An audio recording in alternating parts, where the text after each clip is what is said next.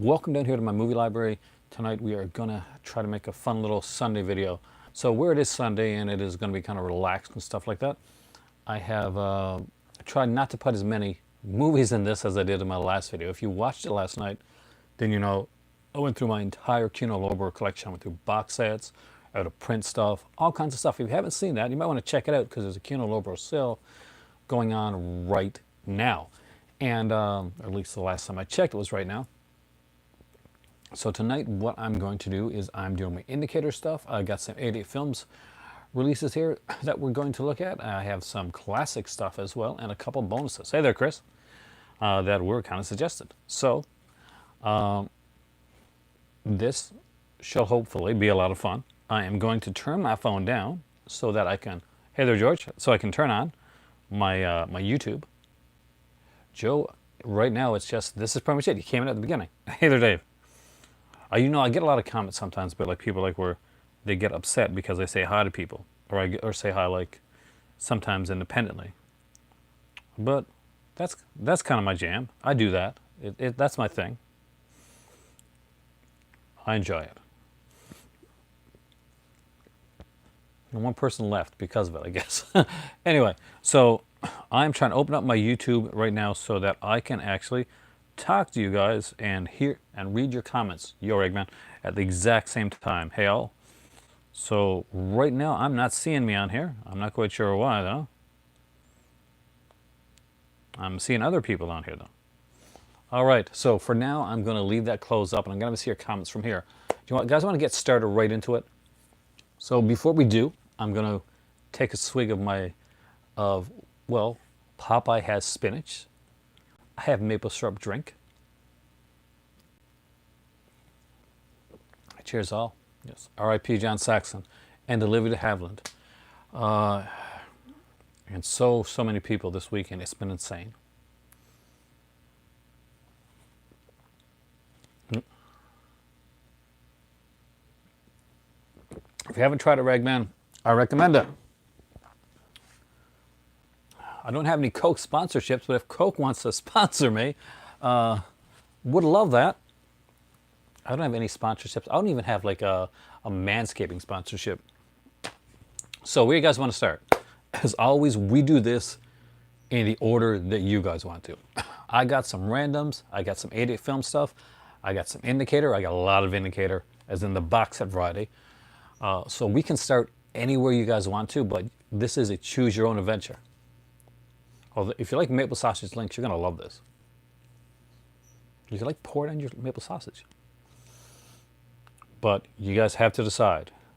This is the part in the video where, like one of those, you know, full motion video things, where the character stops, like the butler or something, and it's like, which room would you like to go into today? Force Stanford Navarrone's excellent. Would you like to go into the 88 Films door? Would you like to go into the indicator door? My Lenzi box set has not come yet. You'll know because I'll be unboxing it. But it has cleared customs, so yay for that. Did a trade with a good friend of mine, and his and one I got from him just got to customs, and it was like sent like earlier, but customs are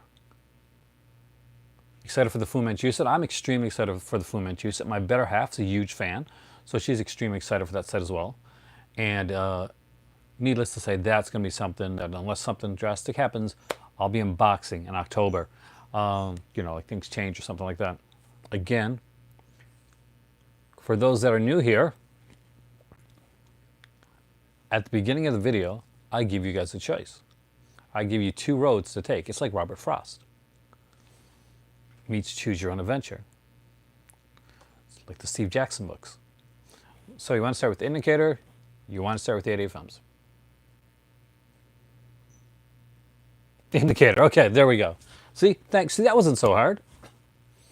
All right, so we will start with the indicator box sets, and we'll start with the very first box set that Indicator ever put out. And does anybody remember what the first box set they put out was? It's out of print now, and it's been put out on its own, because we do put them out afterwards usually, unless they say they can't, as single releases. But you, hey, there's Cinematech, but you miss out on a bunch of really cool stuff. So anytime you're looking at an indicator box set, you're right, George, you're the king of the indicator stuff, so I knew you'd know this. Anytime you're looking at the box sets, you're wondering, should I get the box set or should I wait to get the singles? You should always get the box set, especially with indicator. The extra bonuses and the books and stuff and their box sets are amazing. 88 Films Jackie Chan release. Actually, good friend of the channel here and podcaster extraordinaire Brian Sauer, who does Just This and Pure Cinema podcast, which you all should be listening to. We were talking today actually, and he's actually buying some Jackie Chan 88 films right now as well. So I'm not sure if I'm allowed to say that, but spoiler alert, he's looking into some 88 film stuff, and we're talking about their slasher collection. So though that's what I didn't put here today, was their 88 film slasher collection, because any Mill Creek, there's a film Mill Creek. I didn't want to do the whole Mill Creek because I got a lot, and I'm waiting for some stuff to come. So on Chris's suggestion, there is a couple of Mill Creek in here, a couple of different ones, and a couple unique things. So I wanted to do that. So this is the first one. It's the Sinbad collection, as George said. And you can see the artwork on here is incredible. It's number 24, 25, and 26. And look at that. What you missed out on, if you didn't get this in the box set, is this book right here. It is a great book on the Sinbad films and Ray Harryhausen. My favorite thing out of this entire book is probably, let me get it here, because I want to find it. This, where they talk about the unmade Sinbad film, Sinbad Goes to Mars. So yep, there was another film that they were going to do called Sinbad Goes to Mars, and it never got made, unfortunately. Oh, there is a fantastic amount of like special features on this, and this is how we found Indicator. My better half is a huge fan of Ray Harryhausen and the Sinbad films. She had never actually seen Sinbad and the Eye of the Tiger before. That's one that she thought she'd seen, but she hadn't. And we'd always had like sets that had Golden Voyage or Seventh Voyage in it, or we got them separately. But Twilight Time put out Sinbad and the Eye of the Tiger, and by the time we found out about it, it had gone out of print. And my better half was not a huge fan of Twilight Time at the time anyway, because she could never get the stuff in time that she wanted. She still to this day hasn't been able to grab the couple of theirs. John Carter, The Magic of Time Travel. That would be awesome, actually. I'd love that. Because I mean, you know what? I'm a huge fan of the John Carter film, which, by the way, would have done much better, in my not so humble opinion, if, coincidentally, Disney just hadn't bought Star Wars at around that same time, and all of a sudden, the John Carter marketing just dropped to nothing. But this was the first one they put out. We were extremely impressed with it. We sat down over a couple nights. We watched all the Sinbad films, looked at the special features, even looked at the booklet. And when they announced this was coming out, we kind of knew we had to have it. And this is The Wonderful World of Ray Harryhausen, Volume 1, from 1955 to 1960. And it has 3 films in the collection, same as the Sinbad one did. There are, and I'll take off so you can see the actual art of this. And I love this artwork, by the way. I love the way that it wraps around. And you can see the numbers right there, 41, 42, and 43. Films on here are It Came From Beneath the Sea, 20 Million Miles to Earth, and The 3 Worlds of Gulliver. And again, I didn't own 3 Worlds of Gulliver. And I don't think I owned It Came From Beneath the Sea either. Seen all the films before. I grew up with Harryhausen. Well, not literally, we weren't like neighbors or anything. But I grew up like watching Harryhausen stuff. On one of my birthdays, my mom rented a CED machine, which came before VHS, by the way. And one of the movies she rented for me was, actually it was Harryhausen. It was Clash of Titans, with the original Clash of Titans, of course, because I'm older. So afterwards, they put out Volume 2, The Wonderful Worlds of Ray Harryhausen from 1961 to 64. And we get 3 more films, 3 of my favorites, especially one. One of them is actually probably my favorite. We got Mysterious Island, we got First Man in the Moon, and one of my personal favorites, Jason and the Argonauts. I love Jason and the Argonauts. And as like the last one did, and I didn't show you, but there's a booklet here as well. That new indicator set looks amazing. So First Man on the Moon, it's a fantastic film.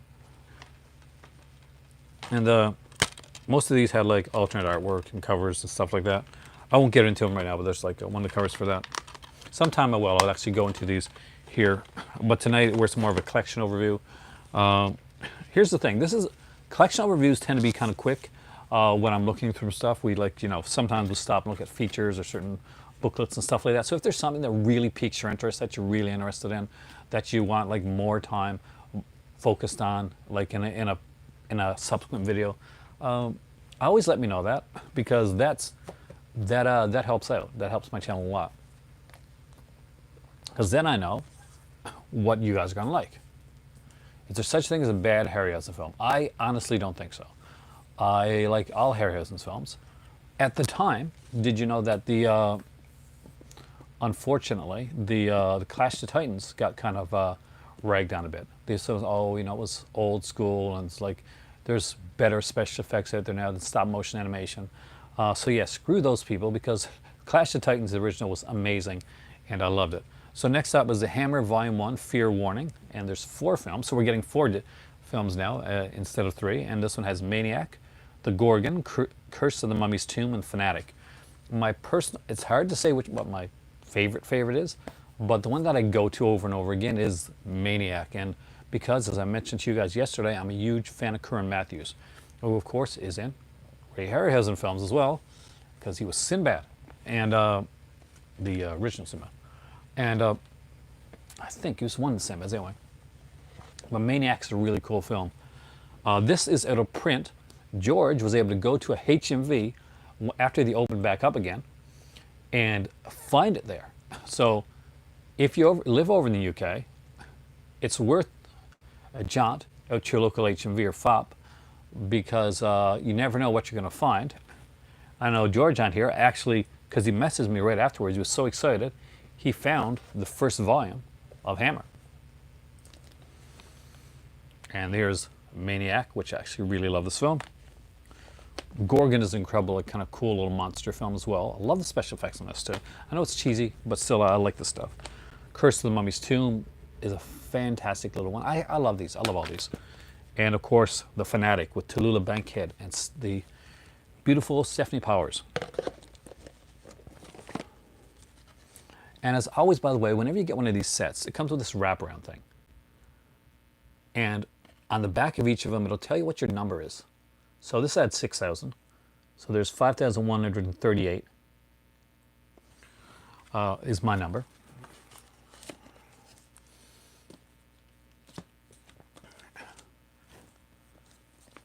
Now, they could have played it safe with the Hammer sets. They could have played it extremely safe. And they could have just went and grabbed, just went with this, like, let's just do horror, let's just do... They didn't play it safe. And that's one of the things that impressed me about Indicator. Their next volume, Volume 2, was called Criminal Intent. It had the snorkel, the full treatment, cash on demand, and never take sweets from a stranger. They can do as many Hammer sets as they want to. I'm definitely down with it. Now, as you can tell, there are none of the Hammer stalwart monster films on this set. That was a bit of a risk, because these were titles that some people may not have been as familiar with as, say, like a Mummy film or like the Gorgon. But we got the Snorkel, which was actually really fun. Never Take Sweets from a Stranger. Bit of a heavy film, but I really like this. The Full Treatment, again, a fantastic little film. And in my personal opinion, the best film on this here set, Cash on Demand.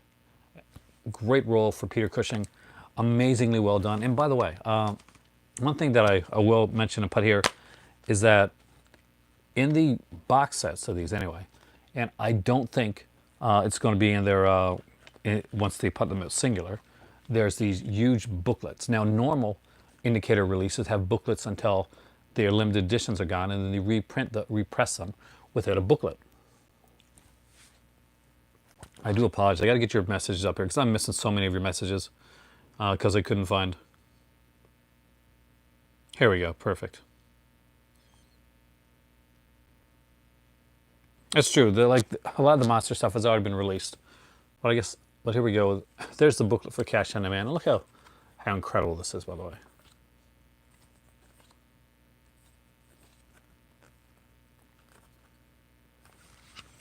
Just amazing stuff. And every one of these here, by the way, every one of these Hammer films. Do I have a favorite Hammer? It's really hard to say because I'm a huge Harryhausen fan, but I'm still a huge Hammer fan. Enjoy your guitar stream, man. I know you're learning that stuff. Get back to it. But I appreciate you dropping in for a second to let me know.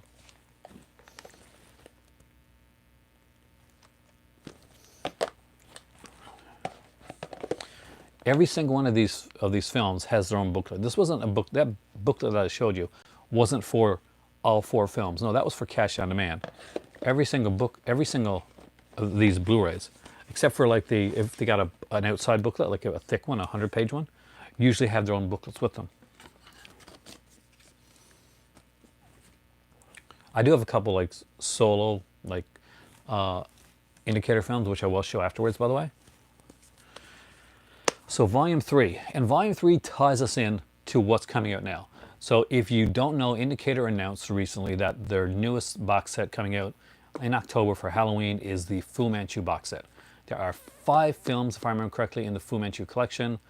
2 by Don Sharp, 1 by a director whose name that is eluding me right now, and the last 2 were made by Jess Franco. Cement is his favorite. Well, he's got good. You can't go wrong. I mean, I don't think there's a set I got here for an indicator that I can say, well, I'm not glad I got that set. I'm literally like super stoked with every one of these sets that I got. They've never steered me wrong.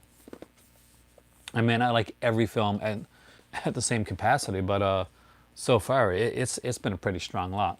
I will actually tell you what my weakest indicator set is as I go through, and that's just because of my taste, not because of what I think the weakest set is, like by them, for instance.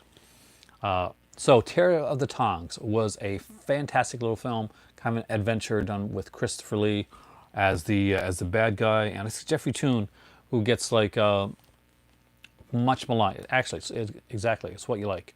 The One of Scotland is your favorite. We'll get to that one too. The Hammer ones are really good, Eric. I really recommend them. This one, if you want, if you're going to get the Fu Manchu set, if that's something that you're going to be picking up, if that's something you got excited about, then this Hammer set is one that you're going to need. Because not only does it have like, Terror of the Tongs, but we also have the Stranglers of Bombay, which is a great one. It's got Guy Rolfe, who of course you Puppet Master fans are going to know as Toulon in Puppet Master. And just some incredible actors in here. I'm sure Michael Ripper will be in here somewhere. I'm just trying to remember. And there's 2 war films on here as well, The Camp on Blood Island and Yesterday's Enemy. Don't you just love that artwork? They just do an amazing job. Hey there, Jason, at the artwork. And as you can see, this is like very Fu Manchu-ish with the, because this here, by the way, guys, this is Christopher Lee on the cover.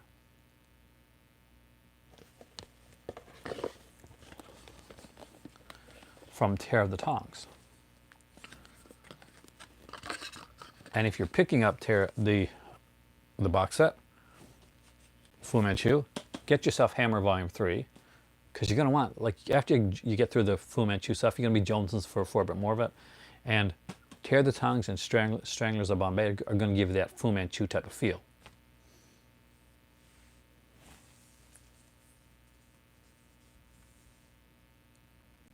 Oh, the John Ford set. Recently, Cinematheque, Brian talked about that on a Just to This podcast, so check that one out, because he's a big fan of that one too. Christopher Lee, brother Bruce Lee. All right, so this is the 4th volume. I don't have the 5th yet. I hear it's fantastic and it's more pirate oriented, so I'm kind of into that. So this is Volume 4, Faces of Fear. Aspect ratio? I'm not sure. I don't know the aspect ratio for that film, so I wouldn't be able to tell you. But I know I wouldn't say it's weird. Hey there, Brian. I just mentioned you in your podcast. Actually, twice now. It came up. One, because somebody mentioned the John Ford box set, and You talked about that with Steph on a recent episode, so I pointed them that way. So this is volume 4 of Hammer. I don't have volume 5 yet. I do apologize. I wish I did. And we get some of the monster stuff. So basically, since the first set we got like, after the first set we got like some crime stuff, and in the third set we got some adventure stuff. Norma J. Warren, so it was a mixed bag. Norma J. Warren's a mixed bag for people anyway. I mean, like, you're gonna like or hate some things. Hope you like To Prey. I like that film a lot, actually. But to each his own, really. So, but this one brought it back to the monster, kind of the creepier type stuff. It came with The Revenge of Frankenstein, which is a film I actually really like. They also gave us a Dr. Jekyll one with the two faces of Dr. Jekyll. And Paul Massey's in that one. Then we got Taste of Fear, known on our side of the lake as Scream of Fear. So if you've ever seen Scream of Fear, you're going to know this one. It's actually a really good thriller. And it ended up with kind of a sci-fi type one. The Damned, or These Are the Damned.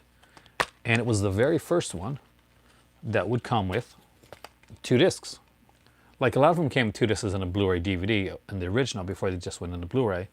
But no, this came with 2 Blu-ray discs because there's like so much on here.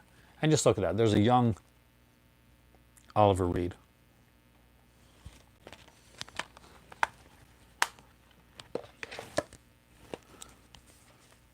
I would have loved to have met Oliver Reed. Gone drinking with Oliver Reed. Don't know if I would have survived it, but it'd be fun. All right. Now sets that I know some of you guys are going to know. Well, especially the first one. Indicator put out William Castle Volume 1. So there you go, William Castle at Columbia, Volume 1. With 4 excellent, in my opinion, films. The Tingler, 13 Ghosts, Homicidal, and Mr. Sardonicus. When I bought this here set, I bought it, well, one, because I love William Castle's movies, because I had, at one time, saw them in a theater, with gimmicks and all, and a retro theater. Hey there, Red. But also because this movie right here, see The Tingler? This is highly underrated. I actually really, really like The Tingler. Vincent Price is amazing in anything he is. He does. Like, Vincent Price is awesome. But this actually is a really, really good film. You got the Scream Factory edition. See, I just had to have these. And the biggest thing on here, aside from this, I know, I talked about this actually, because 13 Ghosts had a ghost viewer. And one side, you could look through one side if you were brave and you wanted to see all the ghosts. You could look through the other eye hole if you didn't want to see all the ghosts, because you're a coward. And I was very disappointed that they didn't put that ghost viewer in here, because I have bought several copies of 13 Ghosts over the years, and the original release of 13 Ghosts on DVD did have a ghost viewer initially with it, but every copy that I bought didn't have the ghost viewer inside, so I've never had one. And somebody said you can make them, and I'm like, no. Look at that. This has a fantastic feature-length documentary on William Castle, which you are going to love, and which I recommend you watch, but after you watch a couple of the films, because there's a couple spoilers in them. Now, original 13 Ghosts remake. I like them both. I do. I like both of them. A lot of people will say, "Oh my God, you like the remake too?" But I do. But I do like them both. So this is what I consider, for different reasons, a bit of a mixed bag. The next Castle. See, the first one should have sold really well. So this one here was always going to be a harder sell. And why? Because, well, when a lot of people think of William Castle, they think of the gimmicky stuff. No, Vinegar Syndrome is definitely not being about it. They're thinking of like they're not thinking of family comedies. But there's a couple on here, and I actually enjoy them. But I understand that they're not for everybody, and that some people are probably gonna miss out on this set because the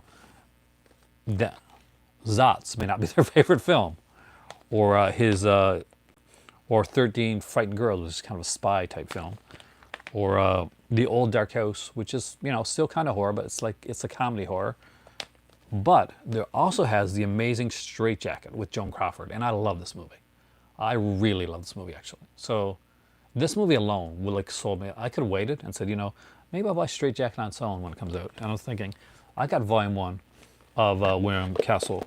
There's no way in hell that my volume one is going to be lonely and be missing volume two. So I actually bought both of these at the same time, and when I was up in Toronto. So I got 2 more of those. Then I got 3 more of those. All right. Favorite of mine, I had the Sony release of this, but they just threw so many special features on this, and this is on Blu-ray, not DVD. I had to have it. And I think it is a fantastic one for Ed Wood. Oh, I would kill for that. I have very little Ed Wood in my collection, unfortunately. And as you guys know, I love those type of films. So that would be exciting for me. All right, here we go. This is the Samuel Fuller at Columbia set from 1937 to 1961. This is a great set if you are a film lover. It is a great set if you are a filmmaker or an aspiring filmmaker to be, because this deals with one of the great directors and one of the underrated directors, Samuel Fuller, who was very much of a maverick director and an indie director. But he didn't start out like that.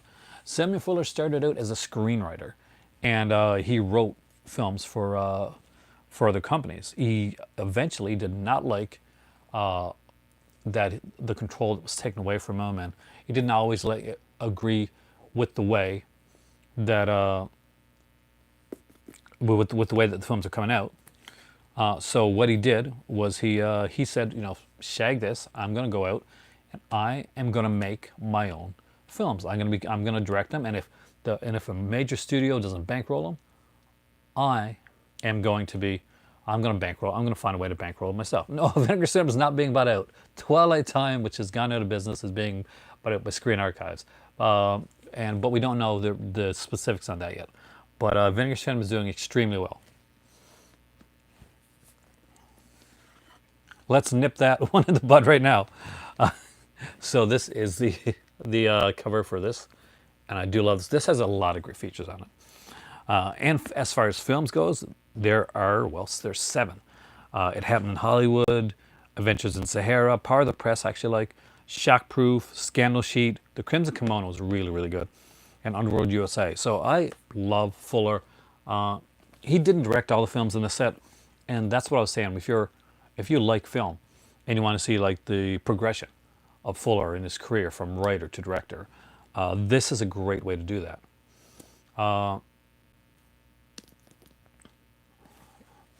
Because it's just the, you know, an amazingly well done set, and there's like features like crazy on all this. There's booklets here for all the films. Hey Amy, welcome, man. The Crimson Kimono here is it region free? Actually, yes, it is. Good question, by the way, and I'm sorry I didn't check the ones before. But yes, this set here is very much region free. It is A, B, C release. And every one of them has one of those big booklets. Look at this. Look at that artwork. And are these crime movies? Well, they're different. They're different types of movies. Because Fuller,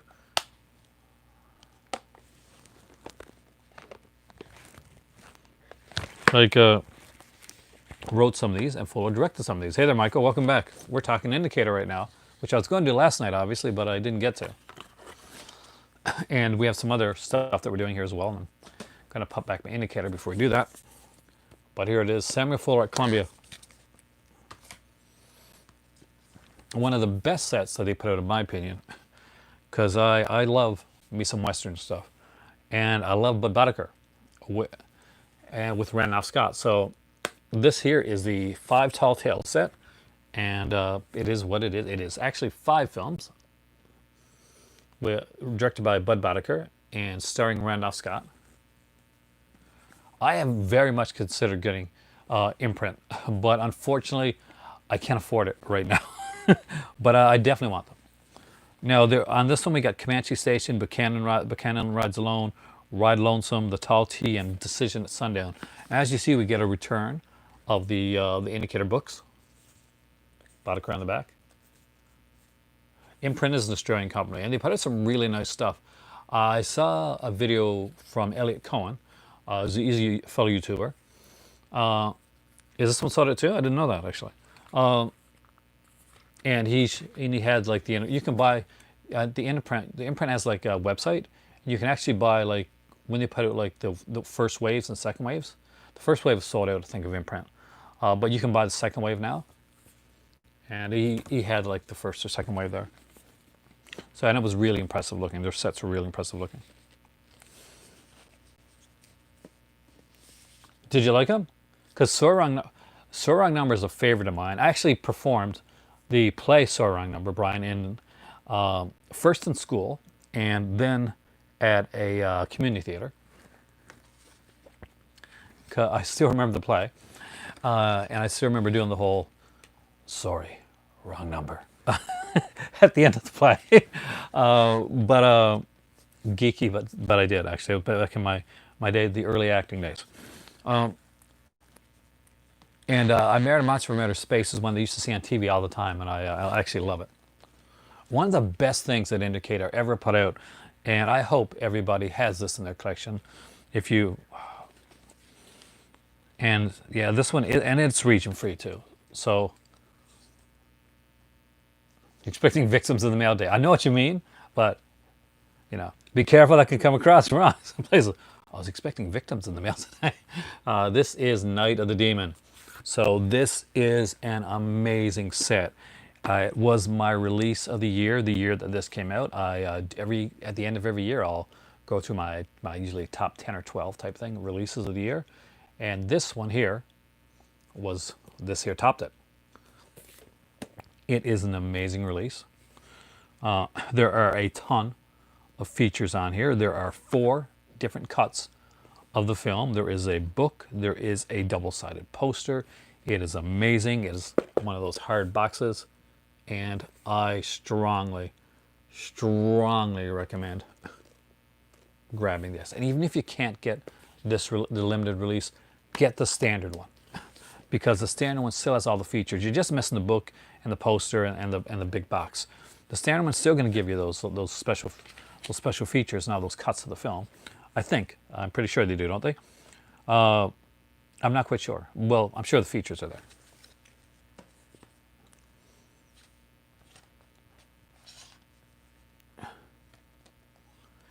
It's an amazing release. So, give me a second. I'm going to put those back because I don't want them to fall over. And I'm going to grab my 2 other Indicator single releases that I got.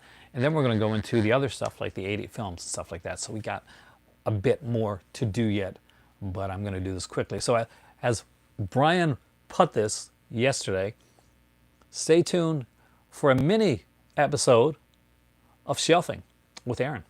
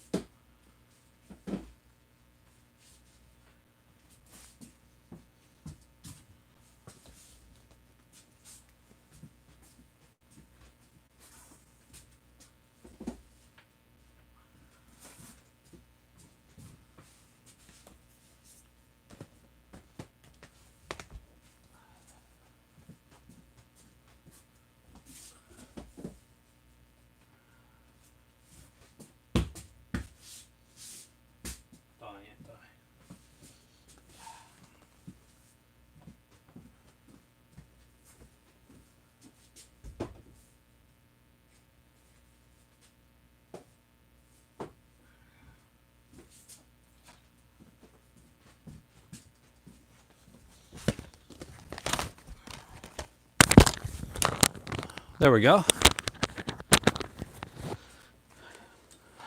Quickly, but that's it. You can get your shelving kick through me, Christine. Say, look, someone else is doing it. I love VHS. I still have VHS here in my collection, actually. Not enough, but I can't get any more now because we're moving. All right. So these are my 2 single I only have 2 single releases from Indicator, which is a shame because they put out so many great releases that aren't box sets, and it's all on me. But I expected to. I am going to live in Morocco, Jason. I have like a place there. I got a condo. We got a farm. So I'm going to be teaching film there.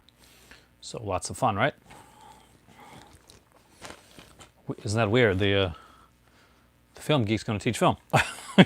So first up is happy birthday to me. Don't worry, I'm still going to be doing the channel, and I'm going to be doing kind of like a channel podcast as well. So I'm going to try to get people on like Brian, who's had me on his. So I'm going to get him on mine because I want to do like it's the type of like just have people in talking about different stuff, which be about movies and sometimes and maybe some geeky stuff too. So this is happy birthday to me. This is well, it's going to pale in compared to yours, but you've inspired me, dude. And it's going to take a long time because you do a lot of work to get that podcast going, man. Like people think, oh, you just tape a podcast, but no, there's, after it's taped, then you got to edit it together. It can, it can take days to get one of those things done. So we just sit back and listen to them, but there's a lot of hard work that goes into it. And I'm a little bit nervous about that, so we'll see how that goes. But Happy Birthday to Me is a Canuxploitation slasher flick, and it's one that I do recommend. It was, I need to say, 6 of the most bizarre murders you will ever see. No, but great films, a great murder with some great film, a great film with some great murders nonetheless. See, there I go already. See, when I was in elementary school, this movie here was playing at my local theater.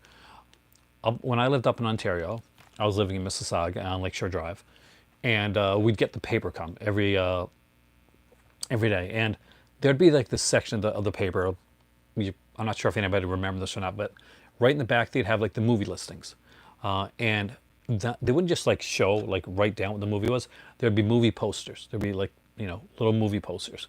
And as a kid, I was a big movie fan, so I would like cut out the movie posters that I liked and I found really fascinating. I had like a big scrapbook that I would actually like glue the movie posters into. And I remember cutting out and gluing this movie poster here into my scrapbook. Happy Birthday to Me. So this was one of their original releases. So it had a Blu-ray and DVD. Now Indicator's single releases only have the Blu-ray. They no longer have a DVD included. And I wish I still had the scrapbook, man. But I've moved so many times since then. This is the director. You always tend to put the director in there. And look here it's basically, look at that.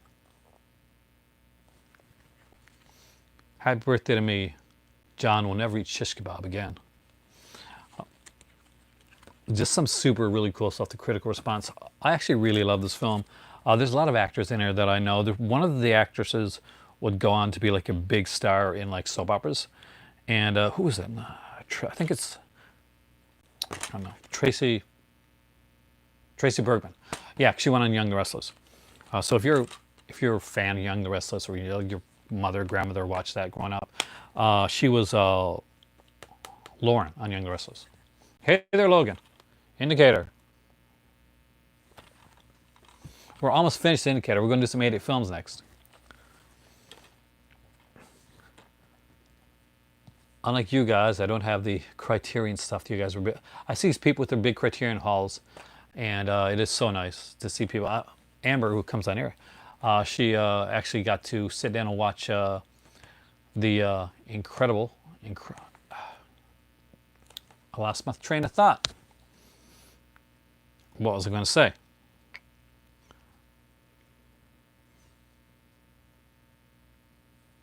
Yeah, Kiss Me Deadly. She watched Kiss Me Deadly today, and I actually really liked it. Is she still on Young the Restless? Okay, wow. Like everybody's still on that show.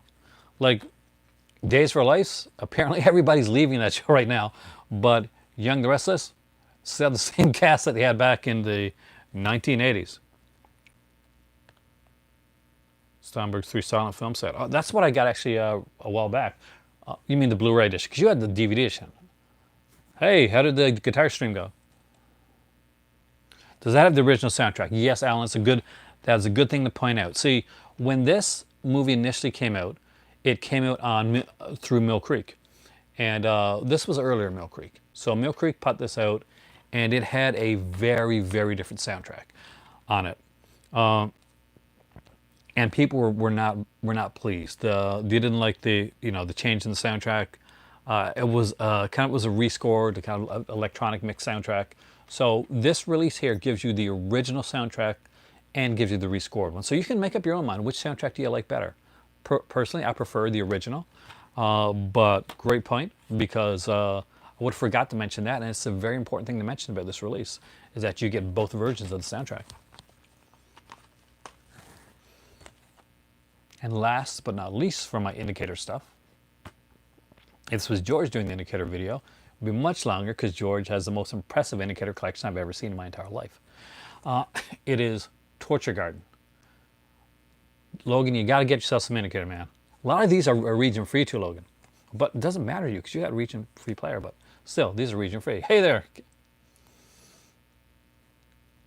This Torture Garden, Jack Palance, Burgess Meredith as Dr. Diablo. Beverly Adams, you can read there. Peter Cushing, directed by Freddie Francis. As you can see right now, they got a Blu-ray. An amazingly thick book lit on here, by the way.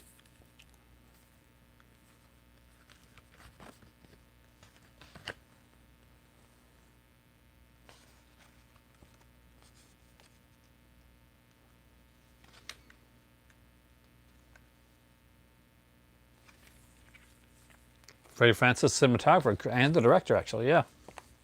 He worked a lot with Hammer. But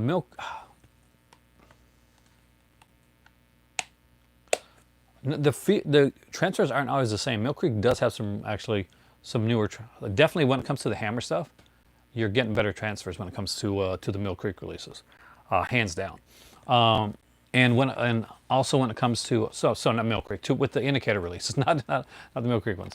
When it comes to Stuff Like Happy Birthday to Me, you wanna grab this one. So you have one indicator release.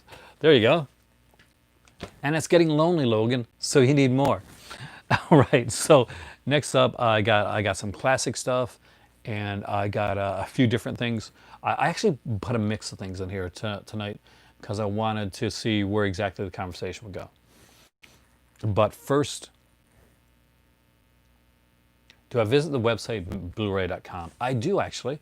I find it a really good website for finding out when certain deals are going on. I sometimes go into the forum, not enough. Well, maybe, yeah, enough. I go into the forum enough. I don't really talk on the forum that much, because I do find not everybody, but there are people on the Blu-ray.com forum, Logan on all this, that can be just a tiny bit harsh. Especially if you're not as really into certain aspects as some people are.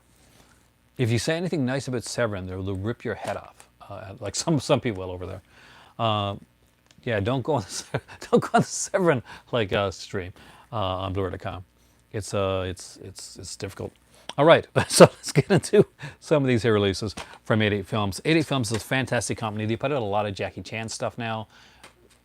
They do. I love Severin, man. They do a lot of. They do a bunch of the Asians collection, which is really good. They do a great job with that.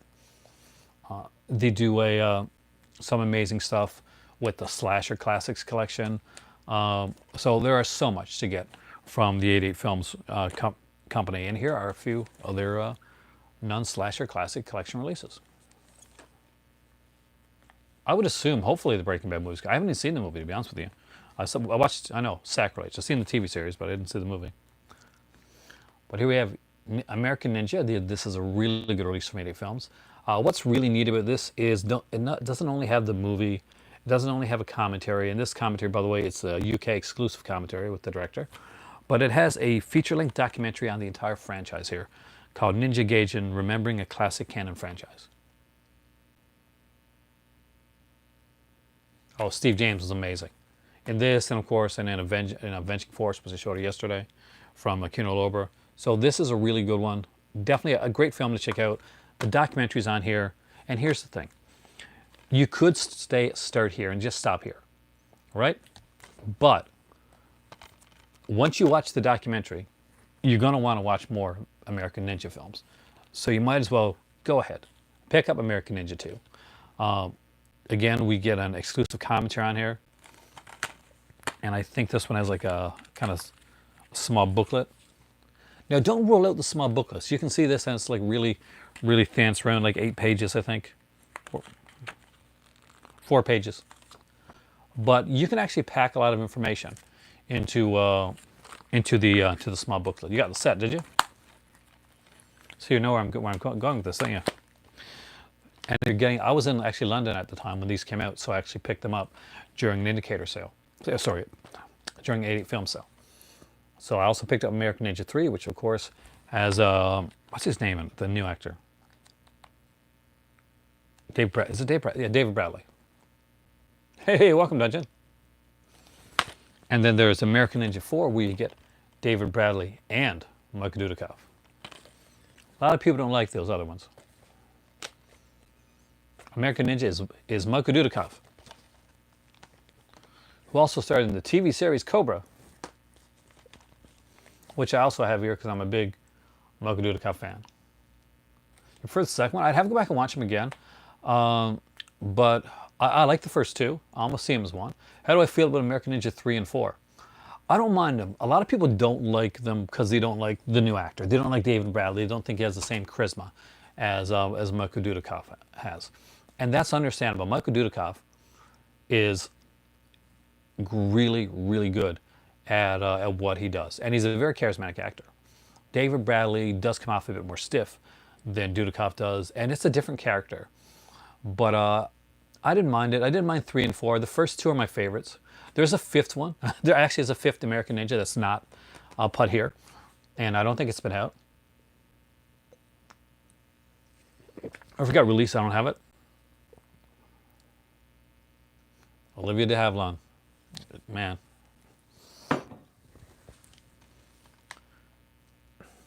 Speaking of a franchise, I have 3 of another franchise from 88 Films. But so all these 88 films I'm going to show you right now are all, except for like maybe one, are all ones that I got on my trip to London a few years back. I love the UK. Well, I love London especially. I love Britain. If I could live anywhere aside from either Canada or Morocco, it would be London. I would live in London, and I'd want to be like kind of close to Baker Street because I love that area, and I know the subway system there, so I know exactly what subway I need to take to go to Fops and Covent Gardens. And if you had never been there, and you go to London sometime, go to Fops and Covent Garden. They're really amazing. They're great people. I'm not sure if the same people are working there, but they are great people, and they do get you really, really good stuff. They're awesome to work with. So 88 Films initially started doing a lot of Full Moon stuff. That was kind of what their jam before they started off in their own separate labels. But this was Puppet Master. And as you can see, their covers are way sexier than the Full Moon releases. Like Bangers and Mash, then you got to go to London, man. There is the best pizza I ever had was in London. This one does have a little booklet on the inside. And it does come with the original alternate artwork if you're more of a purist.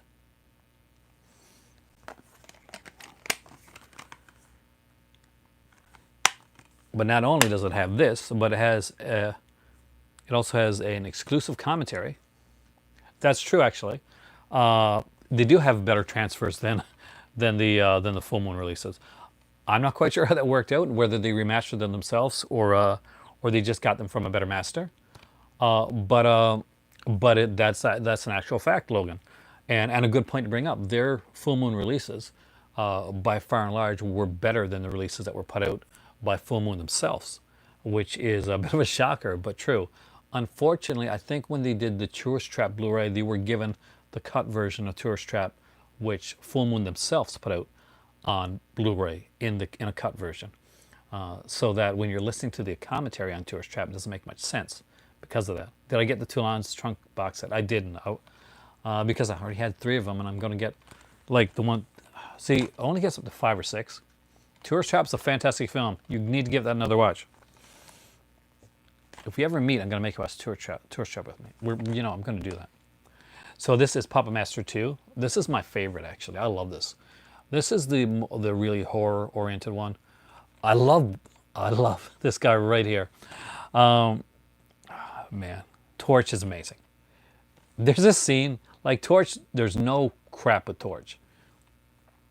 In the first film, they're kind of misguided and stuff like that. And, they're doing stuff because they got an evil master. Torch is like, no, there's no bullshit with Torch. I actually will watch Barry Lyndon with you because I really like the filmographer on that. Because he's the same guy that did Vice Squad, by the way. I did have the Tourist Trap film on Blu-ray. It was cut. But I do have the Tourist Trap DVD, the uncut version that Full Moon put out originally. So that's how I was able to tell the difference before it actually came out. How many Puppet Master? Now 12 or 13, something like that. It's going for Blu-ray version of Crash and Burn and Bad Channels. Bad Channels got some great music in it, man. We're getting there. Also, Puppet Master 2 again would have, I think it also has the reversible artwork for Puppet Master 2 as well. And if you saw these back in the VHS days, and for people that that need to know, yes, these releases here, I'll make sure for Puppet Master 1 is, but no Puppet Master 2 is, are region-free releases, so awesome, right? Because you can get some really sexy looking ones. And this is Puppet Master 3. Look at this cover, Logan. You'll appreciate this.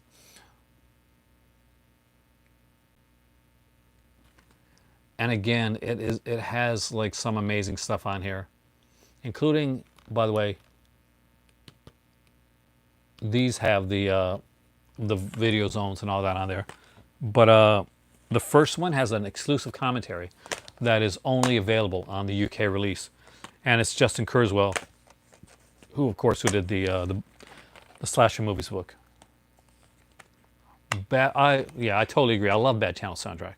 And of course, there's the original Puppet Master 3 artwork. I love that Richard Lynch was in this. Obviously, they couldn't get. I guess I'm not sure. Was Kinski dead at this point, or just they couldn't get him? Because Kinski was the original, thing behind the character. Yep, these here are all region free. Shit right there. That infamous ABC that you want to see on these releases. So anytime you want to check to see if anything's region free, these here are region free. 91. Yeah, this one was done in, when was this one done? This was done in 91, so yeah, probably a good reason why. Anyway, so he would be the original, the idea for the face behind the character of Blade, right? But they couldn't get him, but they used Richard Lynch. But Richard Lynch is a fantastic actor, and he really worked as the Blade character. Spoiler alert for those who haven't seen it. Yeah, Klaus Kinski was so terrible. There's a short film called "Please Kill Mr. Kinski." But this has a great cast. Part 3, we get Guy Rolfe, Ian Abercrombie's in this one as well. Sarah Douglas, of course, in Superman 2 is in here. And of course, the great Richard Lynch and Aaron Eisenberg is in here as well. So again, if these are 3 they have put out, as far as I can tell, and as far as I remember, I could be wrong, but I know they put out the first 5. I need 4 and 5. After 4 and 5, it's a bit of a mixed bag for me. I really wasn't a big fan of the other Puppet Master films. I can watch them, but they get really cartoony and not in a good way. All right. See if I have any more. Yeah, I have a couple more Full Moon releases before I get into the other ones. So, circa. And you're going to see some incredible artwork. Do you have the Full Moon streaming app? I don't. It's expensive. I think it's expensive. Well, it's too expensive for me. Herzog must have been a masochist. I think Herzog was one of those guys that he was the only guy that could like really, like they would fight, but they would actually kind of draw things out of each other creatively that they couldn't do, like other people couldn't do with Kinski. But Herzog knew how to push buttons for Kinski, and Kinski obviously knew to push buttons for Herzog. And when they did collaboration together, obviously they worked out extremely well. But you know that's rare. But here goes. This is Castle Freak. I love this movie. It is so underrated, and if you have not seen this movie, I strongly recommend you pick it up right now. It's really good. And just to make sure, yes, this is region free. And if you're wondering if it has the original kind of artwork, there it is right there, the original Castle Freak artwork. So I kind of dig this one more. Castle Freak has Jeffrey Combs and Barbara Crampton in it. They're coming back again after working in like movies like Reanimator and From Beyond together. They play a husband and wife that are definitely on the outs in this film, and they go there with their daughter to this castle, and really, really good stuff happens. The neat thing about this release is, aside from having the original Video Zone, this was the first one to put out The Evil Clergyman. There was a full moon like kind of a portmanteau that was being made, an anthology film, and it was going to have like 3 stories in it, and he had like, one was a sci-fi story, one was kind of like a horror story. And, I can't remember what 3 of them are, but I remember the one of them was called The Evil Clergyman, and it had like and of course stars Jeffrey Combs. So the Evil Clergyman, like part of that film, as put out here, is its own little short film, so it is in here.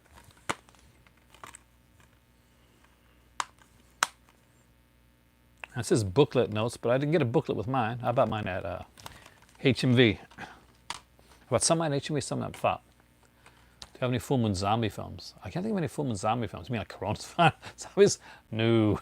I'm classical. Like, if you consider this one zombie, then maybe. Trancers. This is their version of Trancers. I love this. When I was in London, I picked my cousin up there. Full Moon's complete 80 films complete Trancers collection that they did on DVD, and it was incredibly well done. And again, if you're a purist and you want the original Trancers artwork, it's right there. I don't have my well, I got it on DVD, but I don't. Full Moon also put out my favorite Trancers film, and that would be Trancers 3. That's the best one. Yeah, Jack Death.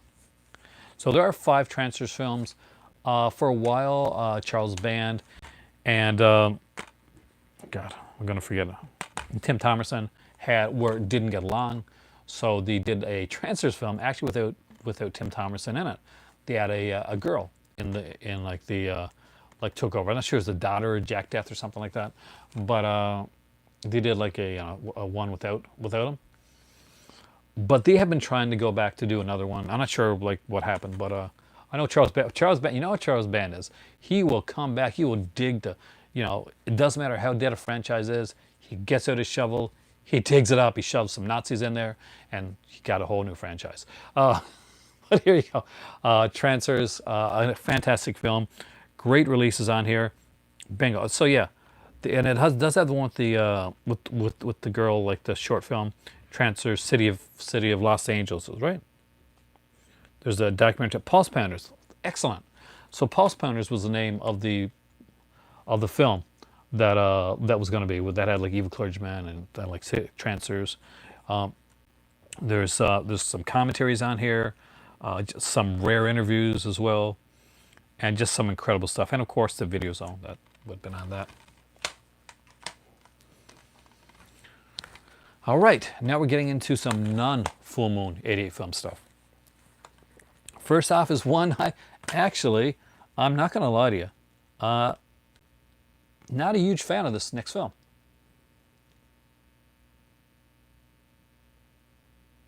I can see why you would get upset about that.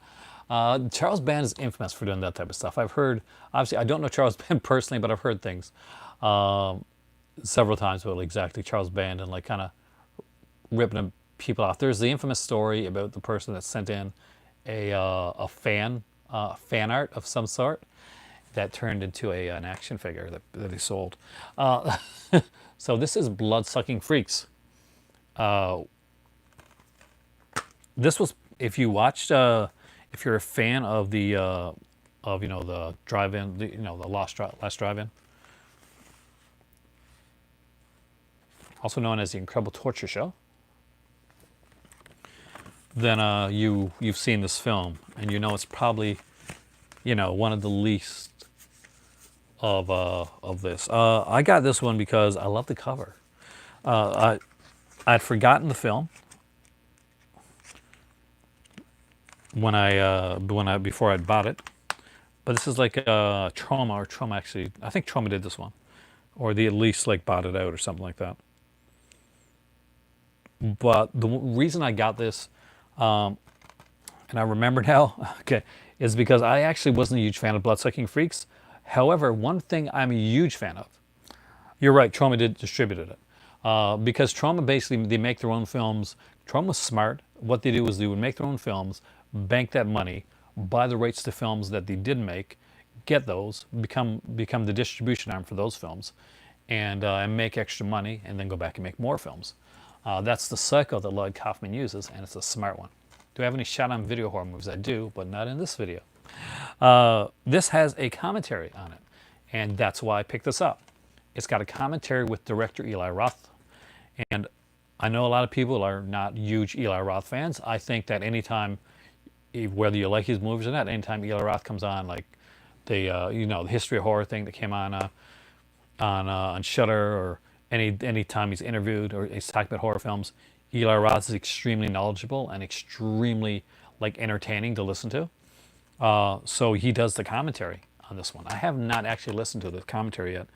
I will watch this movie just with the commentary on. I don't care about watching this movie without the commentary. Doesn't interest me that much, actually. Wasn't one of my favorites. It's definitely in the Grand Guignol way of filmmaking. See, I couldn't be let down by Green Inferno because I wasn't interested in Green Inferno. I don't like cannibal films. Obviously, for people that that didn't see Green Inferno, or they don't know what Cannibal Holocaust, then basically Green Inferno was the name of the film in Cannibal Holocaust, and Eli Roth made a movie called Green Inferno. But I don't like cannibal films, and I don't think I've ever sat down and watched Green Inferno, to be honest with you. So but I'll eventually get it because Scream Factory put it out, and Eli Roth will probably have a commentary. So I'll listen to the commentary, that type of stuff.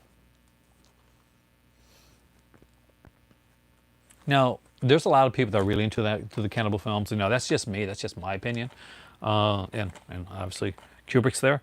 But speaking of Kubrick Lover, did you know it's Stanley Kubrick's birthday today? I think it's today. So it would have been like, was it 92 or something like that?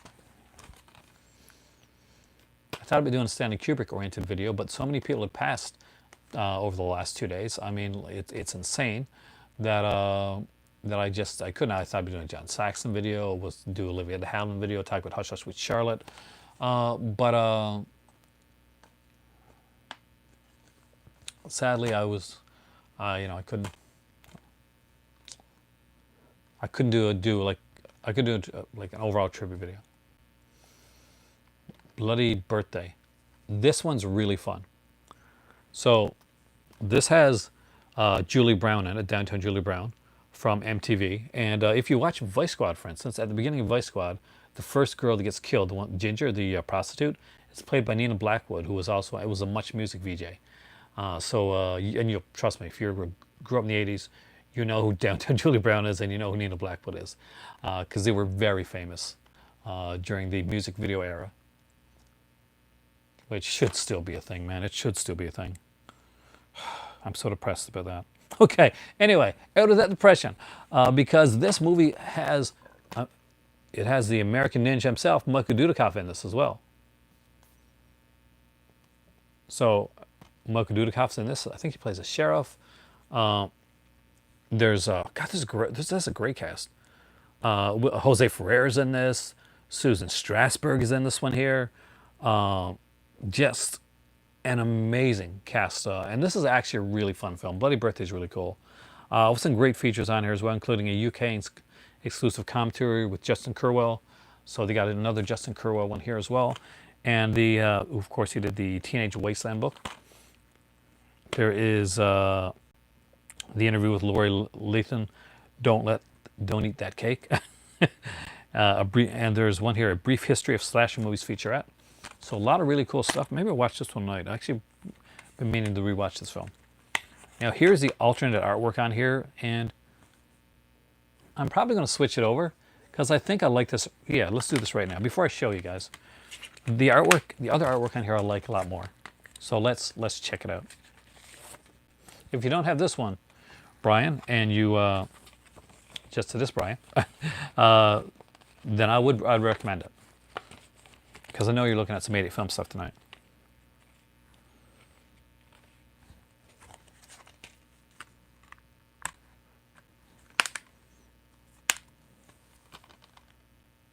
Yeah, but I really love this artwork more. I'm not gonna lie. What do you think, guys? Already placed one order. Do you have this? Do you have this release, Brian? Bloody Birthday. Great.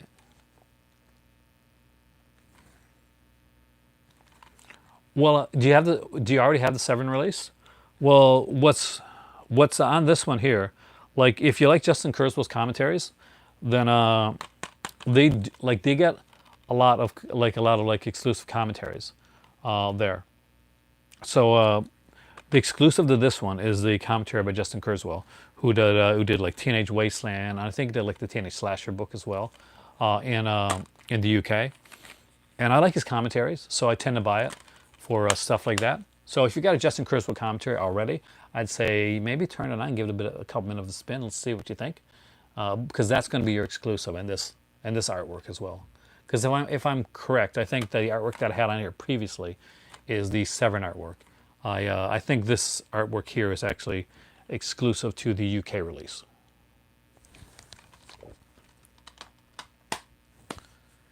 Your wife's going to hate me, Brian, but make sure she knows I'm a nice person. Shouldn't it be in a red case? No, the red case ones, Warlock, are only for the Slasher Classics collection.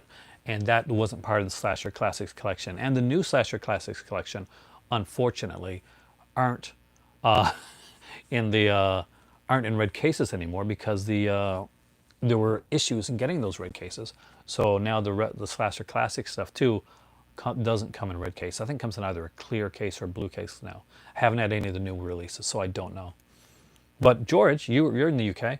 Have you picked up any of the Slasher Classics collection? Do you know what color the cases are now? I know that they are initially red, but I heard that the newer stuff isn't. Now, when Bloody Birthday came out, Warlock, it was before the Slasher Classics collection did. Nowadays, I'm sure if they were going to re-release it, they would definitely do it in that collection. Welcome back, Chris. All right, so okay, I dig this movie. Some people don't. I actually do think it's a really good anthology, and this is Creepshow 2. It's black now. That's not bad, actually. But I would like to, I'd buy red cases to put them in because I started my Slasher Classics. Again, I agree. Definitely an underrated sequel. I like all three stories here.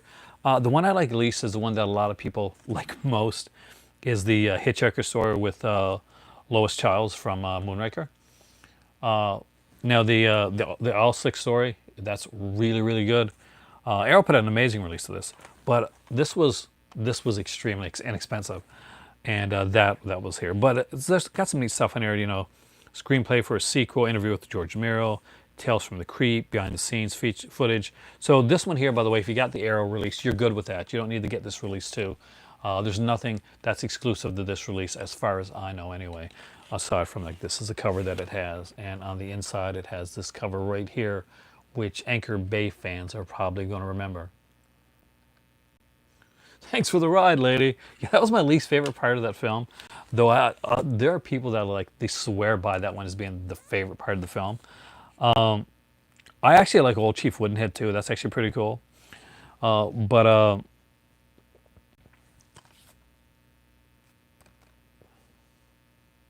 We're gonna get to some there.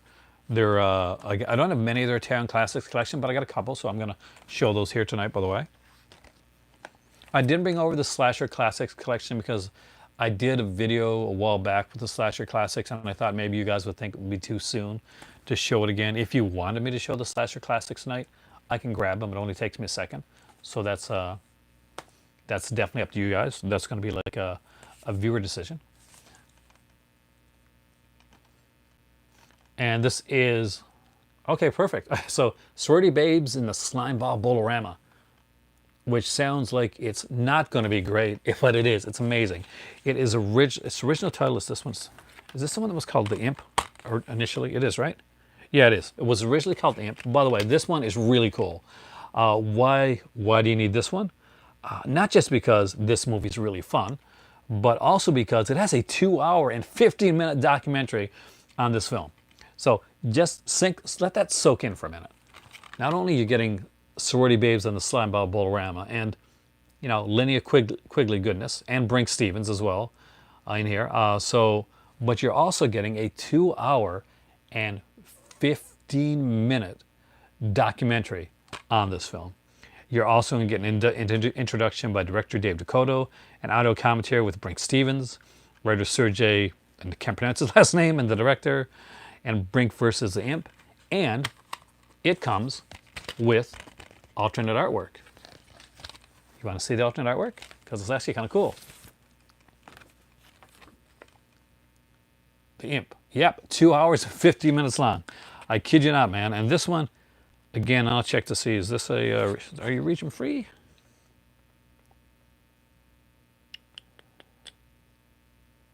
I'm not seeing it. I can't tell if this one's region free or not. So maybe that means it's not. No, this one is region B release, by the way. So this one is region B. So know that. I'll let you know if I see anything that's region B, by the way. There are a few, but not a lot, of 88 Films releases that are region locked, but most of them are region free. This one here, unfortunately, is one of the region locked releases, but it's cool, man. One, I love this film. It's cheesy fun. If you've never seen it, definitely check it out. And cool little slip here as well. And of course, a 2-hour and 50-minute documentary on a movie called Sorority Babes and the Slimeball Bolorama. Is it a documentary? I'm sure it's a documentary. Behind the scenes look at the making of Sorority Babes. Oh, okay. And apparently, because I don't look enough, the documentary called On the Behind the Scenes of the Sorority Babes and the Slimeball Bolorama actually gets its very own commentary with director David DeCoteau as well. So not only do you have a film with special features and an audio commentary, but you have a 2-hour and 50-minute documentary with its very own audio commentary as well. So that's kind of neat. Might bring that upstairs to watch, actually. All right, before I get into the Slasher Classic stuff, let's go do some of their Italian collection. I don't have a lot of them, but I got a few that I can show you.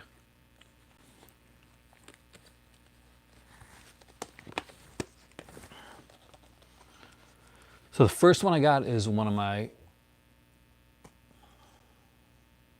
oh yeah, definitely, going region free is definitely the way to go.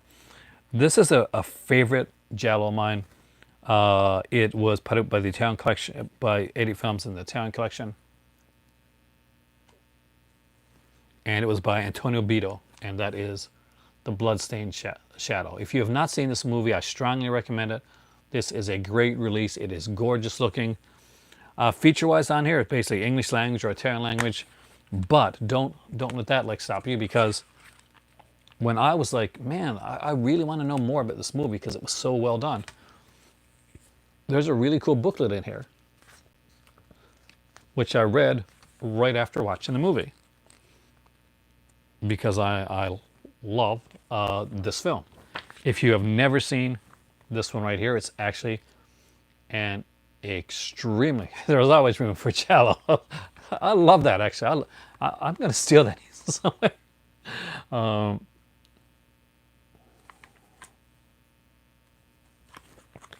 a really, really good one. And it had like this little like kind of, they didn't keep doing this, but it has a little art card as well.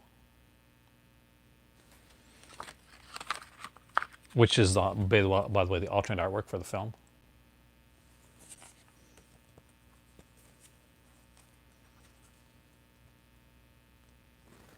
Oh, it's definitely worth it, man. Region free. Once you go region free, you never go back because it changes the way you collect movies. It literally changes the way that you're going to collect.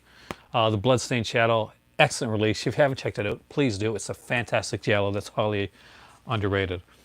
This one was an exclusive to 88 Films website. 88 Films have some films that on their website. They have like a Shopify there, which is good because Shopify is the best way to shop online when it comes to that stuff. So they had Zombie. This is a Zombie 3 like website exclusive.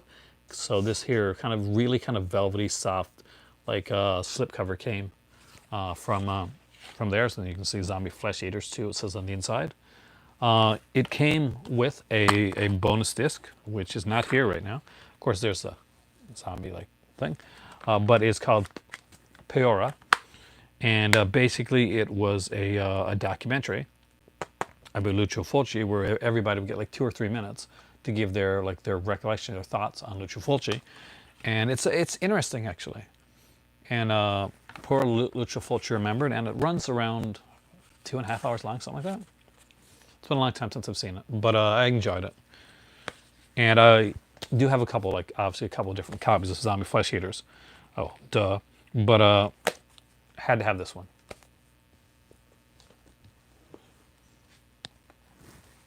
All right, next up is one that I'm sure a lot of you guys have. It's an Andrea Bianchi film. And if you heard the name Andrea Bianchi before, then you're going to like him because you know his stuff is going to be batshit crazy.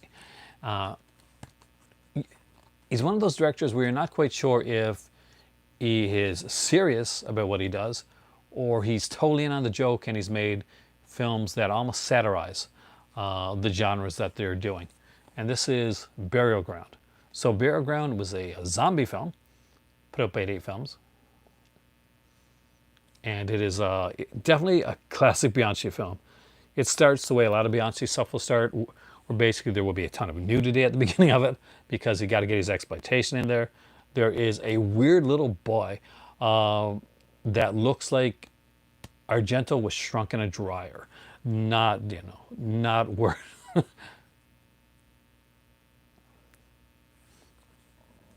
Oh yeah, I remember when they did the crowdfunding.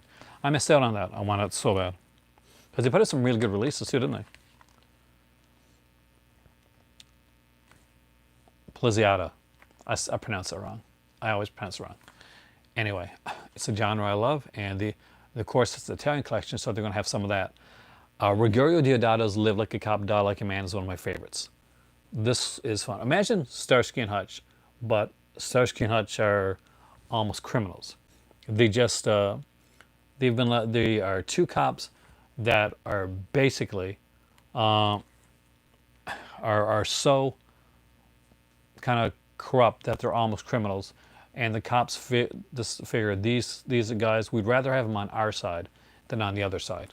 They're played by Mark Perel and Ray Lovelock, so 2 great actors there, and it's a weird little film. It's got some great action. There's a really cool chase scene at the beginning of the film where they're going after these motorcyclists. They're on bikes too, and you tell early on that they're really not like they're the good guys here, but they're not really good guys because they'll kill a criminal rather than bring him in. They have a unique way of trying to seduce information out of people. It is unique. There is a sequence in the film, and well, no, I can't say it, just in case people have kids in the room. So yeah, think Dirty Harry, but yeah, don't watch it with kids. But it's not like it's really bad or anything like that. It's just there's a sequence in there, and it's not like problematic either. So it's just like it's just an odd film. I'm trying to dance around it. I'm dancing on hot coals, guys. Man from Deep River. This is probably the cannibal film I can watch, like aside from Emmanuel and the Last Cannibals. This is the one I can watch the most because it's more of an adventure film with cannibal aspects to it. What's really neat about this, and this is really neat about a lot of these 88 Films releases, is there's a full length documentary on here. So I'm sure it was put on, I think it was put on in a Severin release like around a year or two later, but originally it was put on here and it's called Mimi Lay Bites Back, The Resurrection of the Cannibal Queen. So Mimi Lay is an actress that acted in a few of these films, and she did like a documentary. They did a documentary called Eaten Alive originally, and it was like on Italian cannibal films. So after they did that, then they did one on Mimi Lay herself, and it is right here on this it's a full-length documentary. It's not a short or featurette. Hey there, Cinema Dave, man. Welcome back, dude. But it was one that they put together themselves. I can't share the inside artwork in this because there is some actual nudity. So if you want to see Mimi Lay in the Starkers, then there you go. And Emmanuel and the Last Cannibals. I have the Severin edition of this with the soundtrack, and I love it. But initially, this was the first version of it I bought. Not a lot of features on here, but it's a good one to have for my UK. And by the way, the slipcover for the Severin edition, if you've seen it with the the nudity one, that's on the other side of this one right here. So let me just, like Citizen Kane and cannibal films. Maybe some people, like if you like cannibal films, some people are going to say Cannibal Holocaust is a Citizen Kane and cannibal films. It really depends. But where I don't like them already, so that's like I'm going in at a disadvantage. But let me just put these back. I'll get the Slasher Classics collection, and that's how we'll end it tonight for this video. We'll do the Slasher Classic stuff. Yeah, that's going to take a bit, but here we go. I'm not getting them though. Good. I'm glad that you're here, man. You do some great stuff, and I saw your stuff with Heath as well. Which, by the way, he did like Cinema Dave has done a couple with Heath from Serial at Midnight, and he's done a more recent one. So if you haven't checked that out, make sure you check that out, as well as his own channel.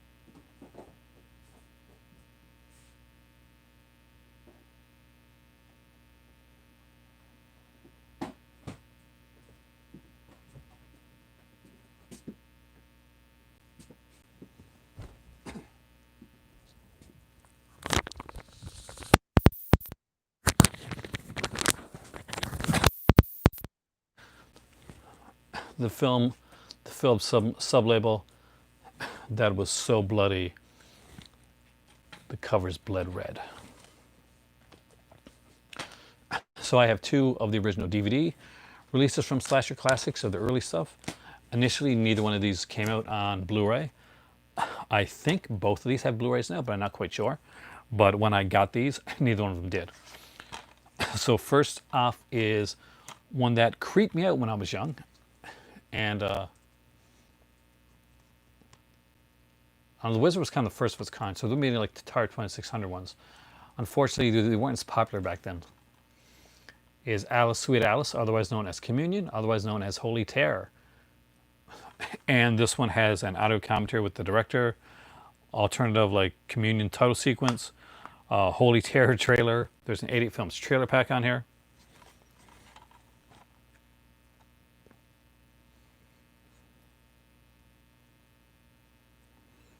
I just realized that your comments had stopped at back when Logan was mentioned Crash and Burn.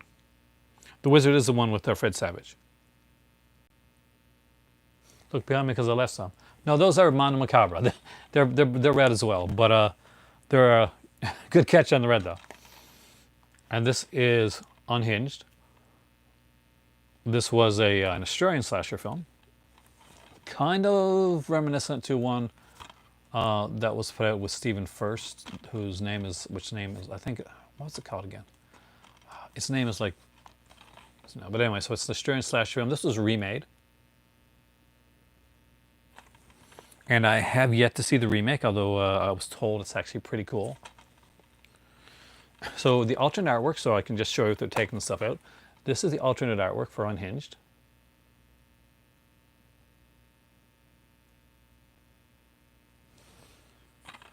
And this is the alternate artwork for pretty much the same, right? For that one. Unhinged is drastically different. So let's start with where all good things start, in the beginning. Communion is the alien film based on the Whitley Strieber novel, yeah. Which freaks a lot of people out. So this is Graduation Day. It was the very first Blu-ray that was put out in the Slasher Classics collection. It is the, as you can see, numero uno, number one. I love the fact that not only do they number the Slasher Classics collection, but they put the year that the movie was released in. And this one was released in 1981. One of the great years for slasher films, one of the golden years for slasher.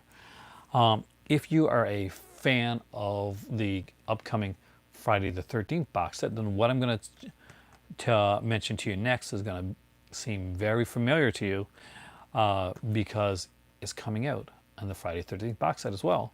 So if you didn't have this release, this had a feature-length documentary called Scream Queens, Horror Heroines Exposed.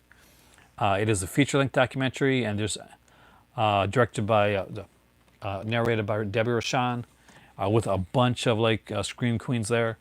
Definitely worth checking out. Patch McKenzie, the actress that stars in this film, is extremely good and a highly underrated as a very different Final Girl. She is a stronger character. She is definitely not the weaker, like the virginess character that you would see in a lot of Final Girls. She's coming home. She's had a bit of a hard life.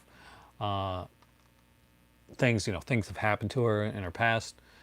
And this is really cool. So Graduation Day is known for a couple different reasons. One of them is that I think Linnea Quigley is initially in this film, and so is like Vanna White, actually. So they're both those actresses are. I know Vanna White's in this film for sure.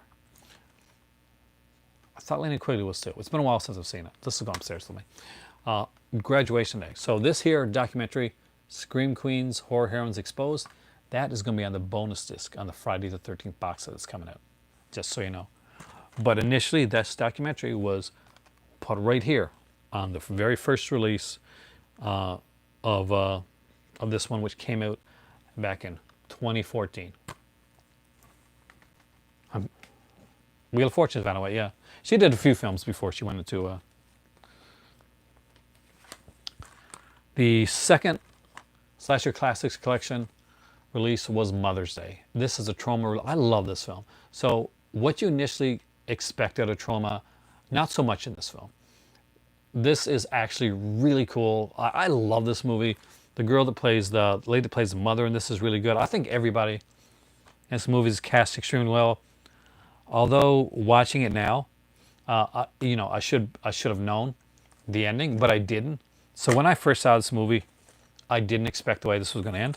By the way, the original Slasher Classics collections, just so you know, had booklets with them as well.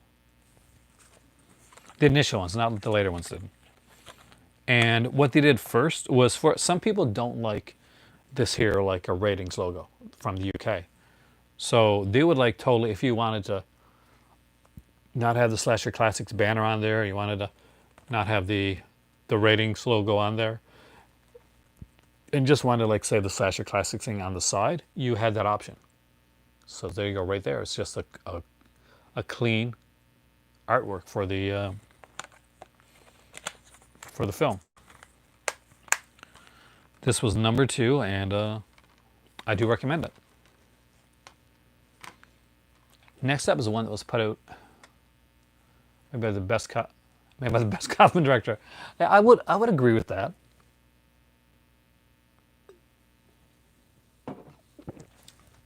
And I've met Lloyd, and he'd probably agree with that as well, to be honest with you. Lloyd's a producer, and a good one. But yeah, definitely a director. So this one's put up by Vinegar Syndrome as well. Have I seen Troma's War? Not in a while. But yeah, initially I did. Do I remember it? No, don't remember it at all. Uh, but if you said it's okay, then I probably would like it. Lied's the one that said it? Yeah. You met Lied too, right? Don't Go in the Woods Alone. Also put out by Vinegar Syndrome. So if you're in the North America and you got the Vinegar Syndrome release, there's really no reason to double dip on this release, unless you're collecting out slasher classics. The only thing I can say that is exclusive to this is just a 4-page booklet, really. I think it's by Callum Waddle, who used to work with Arrow Video, but he had like a falling out with them, and he moved over to 88 Films. A very, very public falling out. But I do love this film. It's not a good film at all, but I love it. I'm honest when it comes to films. Now here's one that Vinegar Syndrome put out that I do recommend you grab this edition of as well. The Vinegar Syndrome one has a better print of the film, in my opinion. Though this is actually a decent print too. I don't think it's the same print. If it is, there's still a reason to get this, and I'll explain why. So, one of the releases put out by Vinegar Syndrome that I love, and I actually talked about. I'm not sure what happened to follow, but I know that afterwards, Callum was very vocal about. I think it was some like features that he didn't think he had, that they should have done over North America, or that, like he thought he should have been paid for again. I really don't know a lot of the specifics, but apparently afterwards he was very vocal about, like, he was like, Arrow had releases that were coming out, and he was kind of like trying to spoil the releases that were coming out by announcing on social media, and he was very vocal about it. I'm not quite sure how things have gone since then. Probably not good, but it's interesting to know anyway. But Callum Waddle was one of the original guys doing like featurettes and stuff like that for Arrow Video back in the early days. So this is Splatter University, put out by Vinegar Syndrome as well. Why should you double dip? Well, if you can get this at a good price, it has an extra film. So Richard W. Haynes is the director behind Splatter University. It was a kind of a troubled film, in that it is really kind of shot twice and kind of merged together to make a film that's tone. To say the tone has a bit of whiplash might be understating it, but it does, and I actually really love the film. But it has a second film, one of his more recent films, called What Really Frightens You. So there's a second Richard W. Haynes film on here, and it's fun. I mean, there's some dodgy special effects in it, but for what it is kind of fun. And I'm going to read you what it's about, and you can decide yourself if it's something that you're interested in seeing, because I can't tell you if you're going to like it or not. But it's called And What Really Frightens You. A Times Square-based monster movie aficionado and a journalist set out to question a trio of local people about the greatest fears. Their answers are not nearly as revealing as the results, with each personality finding themselves tortured after taking the briefest of surveys. An unfairly underseen spook show, this New York set shocker is I'm horrible reading this, is the perfect potboiler for a dark winter's night. And as you watch it, you have to think about what really frightens you. There, I did much better at saying what really frightens you than I did at reading this, which I totally bombed at. And just so you know, I need John Houseman to read it. It does have the Elizabeth Caton reversible artwork. What I've done is I put the reversible artwork on my Vinegar Syndrome edition. I've kept this other artwork here on my 88 Films edition. I do like this movie a lot. I am glad to have both editions of the film, and I did actually enjoy, for what it's worth, the Richard W. Haynes What Really Frightens You film. And if you are a fan of Splatter University, then you might want to check out that edition and get yourself a bonus film. Another time that you cross over with Vinegar Syndrome, and I will say this one you're not going to have to like. See, that's reversed here, because me using the credit card would frighten my better half. So it's a reversal. would love to see you doing I would love to do a commentary down the road. I have spoken with somebody actually about doing like a kind of a commentary for like on a film for his channel down the road, and I would love to do a commentary myself, and at some point I wanted to do what's kind of like the group live commentary where basically I'd let you guys know what the film is, and we could like cue it up together and kind of like I couldn't show it on here obviously, but we could talk while the film's going on and do a live commentary of that film. So that's something that I've got planned for the future. Let's do a giallo. Actually, that would be a really good one for me because I do love giallos. But Slaughterhouse again. This was put out by Vinegar Cinema. Panel commentary would be really interesting as well. Get like a few of you guys here and some of you guys that I know on certain things. Oh, I have some ideas now. You guys are giving me some ideas. I'm downloading StreamYard, by the way. So Logan, I'm downloading StreamYard so that we can figure out how to do the live two-person one. So I think StreamYard can have up to 5 people on it, something like that. So I got to look into it, and it'll be interesting to do something like that. So this is Slaughterhouse. You really don't need to get this one if you've got the Vinegar Syndrome one. You're good because it's got like the cool box and stuff like that. But it's not my favorite. A lot of people love this movie. I think it's okay. Is it 6 read? That's awesome. That's actually gonna. But there's a commentary on here. But I think the commentary and all the speech features are on the Vinegar Syndrome release. I don't have the Vinegar Syndrome release, so I can't tell you. But what it has here, this is a director's uncut HD transfer.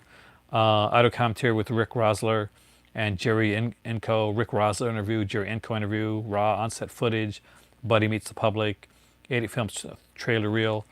Of course, the little like booklets. And by the way, just because these booklets are small,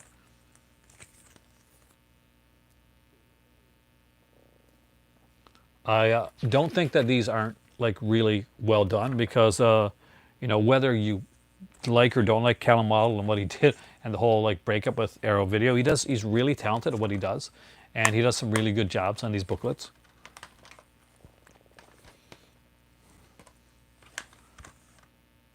The next one though, Brian Sauer, are you still here, man?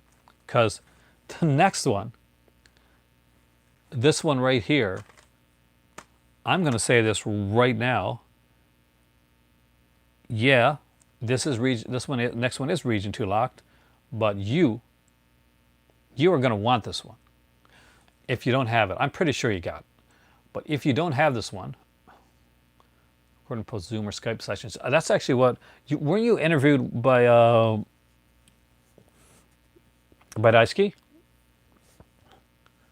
Because I think you were, because I got to contact him for that too, actually. So yeah, because I got to contact him about that too, because I've just been unfortunately super busy. It's been a hard week at work, but I think that's what he uses for his. But his aren't live. The Zoom one, they do a Zoom session, so which is actually kind of cool. So I got Zoom on my iPad, so I'll use that. But those are more like for when I'm not doing live. For live though, I got to go StreamYard. Hollywood Chainsaw Hookers. Okay. Tell me you got this release. And I'm going to tell you why you need this release if you don't have this release. So, anybody here have the Slasher Classics collection of Hollywood Chainsaw Hookers? Brian, do you have it? Because there's a reason. Okay, wait. Not only is this a fun film that has Gunnar Hansen in it and Linnea Quigley doing her chainsaw dance, which she made up herself, and she's really proud of, by the way. But Linnea Quigley, in the day, did her own thing on VHS. Remember the workout craze? You remember the workout craze? Did you know Linnea Quigley did a horror workout video? I am not joking. It's a real thing. She did a horror workout video. So not only does this movie have all the features and a brand new restoration, but this movie here has that complete horror workout video included on here.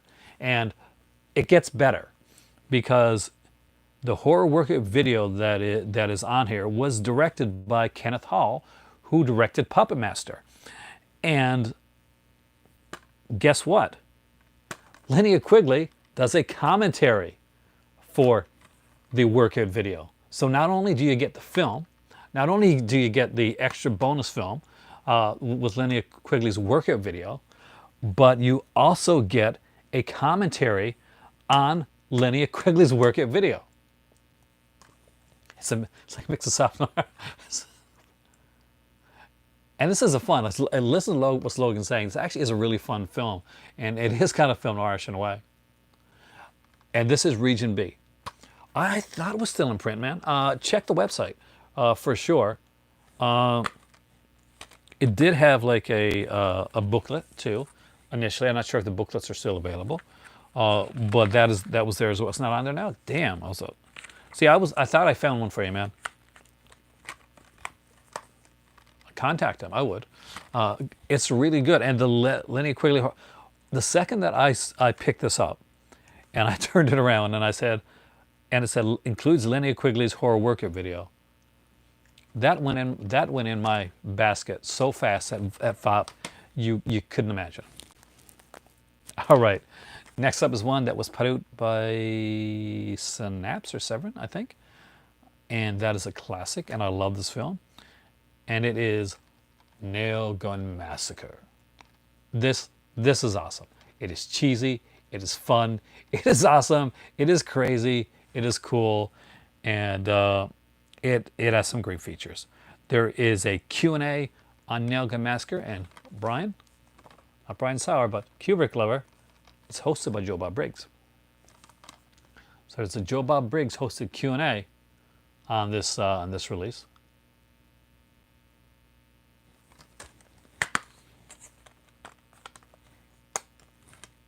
It has extremely cool alternate artwork. And if you have been a fan of my channel for a while, then you'll know that the Buck 19 special, the Buck 99 special that I kind of vlogcast that I did for a short period of time with my kids, that comes from Nail Gun Massacre. And the reason that is because the guy goes to a drive-in, like a drive-through, one of those like drive-through restaurant type places where you park, and there's like the special shows like grilled cheese and a Coke or something like that type of thing, and special. So he orders the special. When he gets to come, it's a burger, and it's completely different than what's on the thing. So I always thought it was hilarious, and just a little thing there. But if you've never seen this movie, it is so funny. And so it's maybe intentionally or unintentionally, either way it works. They like find dead bodies. They're like, look at that. There's a dead. It looks like we found a dead body here. And the doctor will come by. He's like, yeah, and he's not dressed like a doctor because he's too cool. You're right. That guy looks to be dead. And then they just leave. Like nobody stays around. They don't corn off the body or they don't even say somebody's coming to pick up the body. No, they just leave that body. Because why not? Murder victims around. Who cares? All right, so this is Dead of Winter. And this movie, I think this was mentioned recently. Wasn't this mentioned on Just the Disc? Like in a recent one with you and Steph? What's my t-shirt say? Sorry, not everyone can be me. It's kind of... So this is actually based on another film.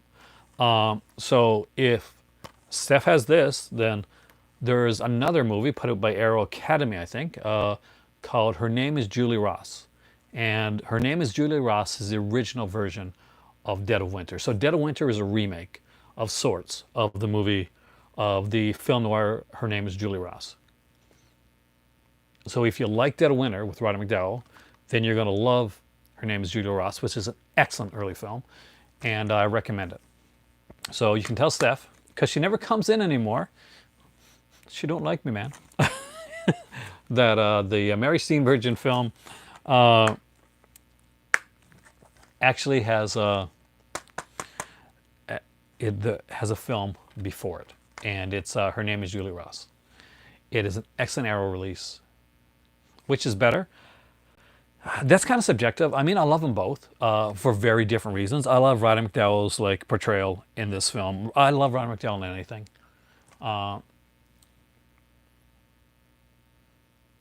And well, it's done. This one was shot in Canada. Does he play Russian Syria? He plays. I can't remember how it goes again now. I think so, sort of. But anyway, so this was, it's definitely, it's not a shot-for-shot remake, or it's not completely the same. There's definitely enough differences that you're not going to think of them as the same film, but there's enough similarities that you're going to know that this was inspired by Her Name is Julie Ross. Her Name is Julie Ross basically is about a girl that that's gonna, she's gonna go off with her boyfriend type thing. They're gonna get married. I think they'll get married, and she gets this job interview where she has to go away really quickly, and she wakes up the next day, and she's told that she's had amnesia and she's married to this guy, but she doesn't remember him, and she's pretty sure she's not married to this guy, and they're gaslighting her. Yes, please hit the like button if you're enjoying this video. And if you're not enjoying this video, hit the like button anyway. But do it ironically. All right, The Boogeyman by Uli Lommel. I am still waiting, desperately waiting for The Boogeyman 2 to come out. Not Return to the Boogeyman, I think I got that here somewhere, but the actual Boogeyman 2, because it's insane. And I love it. If you have not checked out The Boogeyman by Uli Lommel, well, why not? It stars his wife at the time, Suzanne Love. It has some alternate artwork, which I don't like, but here you go. It has John Carradine in it, because, John Carradine was in half the movies that came out around that time. It has a little booklet. Not a lot of features here, just an interview with the director himself. But what's really cool about this one right here, and I think everybody's seen and owns this movie in one way or another. Have a great evening, man. Thanks for coming in. Is that, so what happens is that there's a evil mirror, which you can see the killer in. And the mirror is smashed by this girl who actually goes into her old home and smashes the mirror. And you get some of the most hilarious deaths, including this like kid that's kind of like teasing his sisters, and there's a windowsill, and then there's another one in a car. And I don't want to say anything else about it, but it's one of the most weird, extravagant deaths. When I showed you earlier, like, Happy Birthday to Me, and they said, some of the most bizarre murders you've ever seen. No, but this definitely has one of the most bizarre murders I've ever seen on screen, and I definitely recommend you check it out. All right. Not my favorite in the Slasher Classics collection, but it's a decent one to have. It was one that I actually didn't know a lot about, and I know I initially watched it, but I can't remember it very well, so that's not a good sign, right? But maybe you love it. It's called Blood-Sucking Pharaohs from Pittsburgh, in Pittsburgh. Special effects by Tom Savini. And if I remember correctly, even though the special effects are by Tom Savini, this is the Euro cut of the film, so it is a little bit cut down, a little bit censored. This is the alternate artwork. Is this worth? Are you serious? This one's worth money? I never thought Blood-Sucking Pharaohs in Pittsburgh would be worth money ever. I'm not gonna lie on it. I'm glad I got it then. I would initially want them all.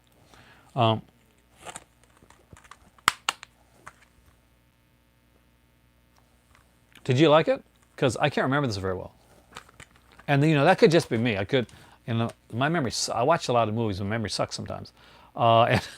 And you're like me. Well, except you have a better memory with some of that stuff. Okay, I do love this next film. It is insane, and yeah, it's super insane.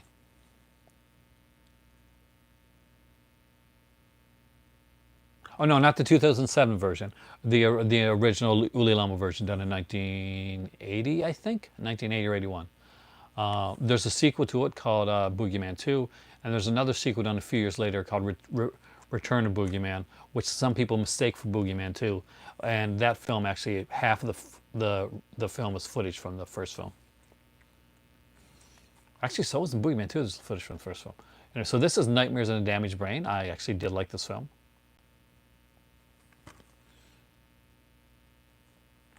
There's some neat special features on this one. It has like the booklet and the alternate artwork, which I don't like. But I actually do like this artwork right here. And if you've never seen Nightmares in Damaged Brain, it's a curio. It's worth watching, I think, anyway.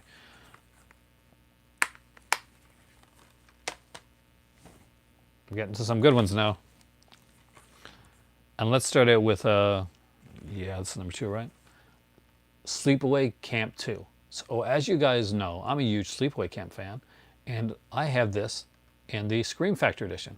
So why would I want another edition of Sleepaway Camp 2? Because I got it. Well, I like this artwork, but it also had like a Teenage Wasteland slasher expert, Justin Kurzweil, talking about the film on here. So there's an exclusive interview on here as well. So this girl is not in the film. She's just like a model for the film. And there is alternate artwork that that I don't think was on Scream Factory release. You guys can like correct me if I'm wrong, but I'm pretty sure this one was the UK artwork for the film when it was under the Nightmare Vacation. So neat, hey?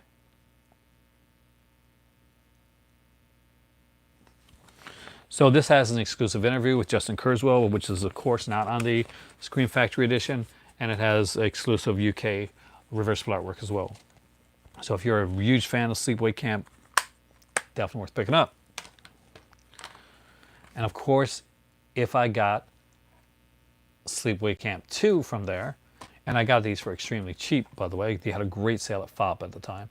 Man, FOP has a sale going on right now with their with HMV premiere releases. I wish I was there. I had to get Sleepaway Camp 3, which again has a this one here as a Unhappy Campers interview with Michael Coven. So and it also has alternate artwork, which is exclusive, once again, to the UK release.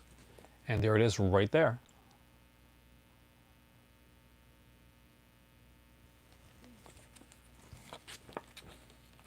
So if you're a fan of like exclusive artwork and like, you know, short but interesting interviews, then definitely worth checking out.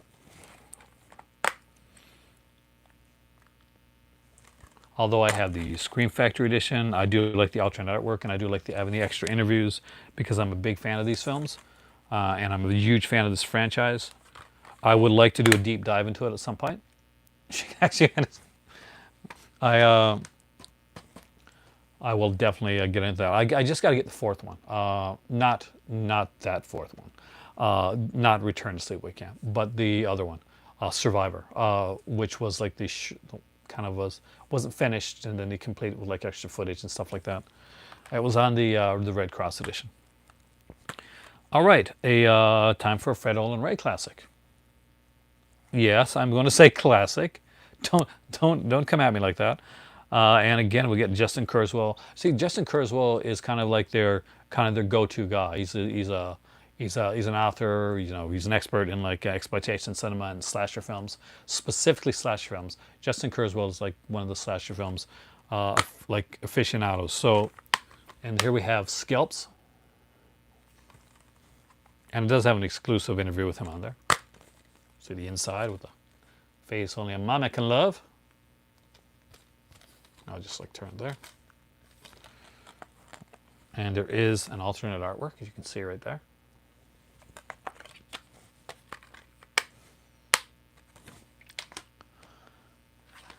And next up, and I love this artwork, by the way, is Drive-In Massacre.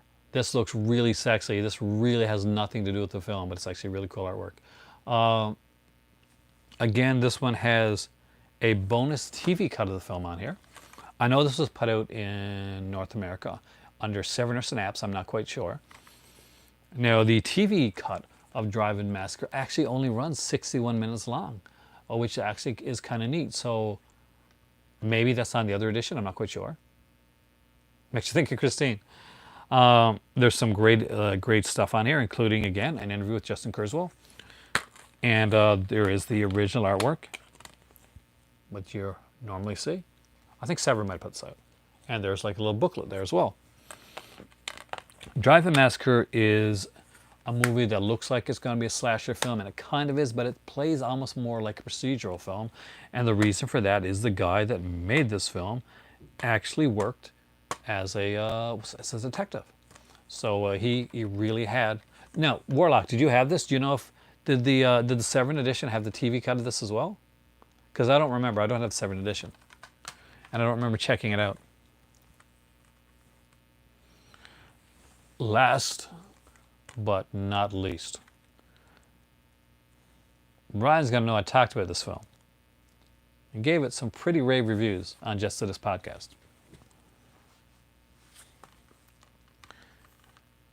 This edition here, have a great night, Cinema Dave. I'm actually going to sleep pretty soon myself. And come in sometime. Maybe we can collaborate sometime, Cinema Dave. Talk some Hammer or some Hitchcock. This release, because of the Vinegar Syndrome release, actually got pulled off the shelf. Excellent. So it is one of those rare. Thanks, George. I'm actually enjoying doing this one, and I wasn't sure if I was going to be able to get can I do one like tonight? This is the Blood Harvest release, and I think it was Action Jackman, actually, I think, if I'm correct, that actually found this for me, because this was pulled off the shelves. Hey there, Mike. Almost immediately, that after it was put on. So Blood Harvest, and by the way, if you have not checked out the Just the Disc podcast episode with me and Brian talking about this film, I do give this film some raves, and I talk about it a bit. It's an early podcast one for me, but I think I did okay even back then. The one with Tiny Tim, that's the one. This is, again, this is their edition of it. They do have a different alternate artwork, I think, if I remember correctly. It's right there. I can't remember if that's the Vinegar Syndrome alternate artwork or not. Thank you. I was really nervous, actually, in the first one. And there is a little booklet here as well. Because you got to love. This is such a weird film.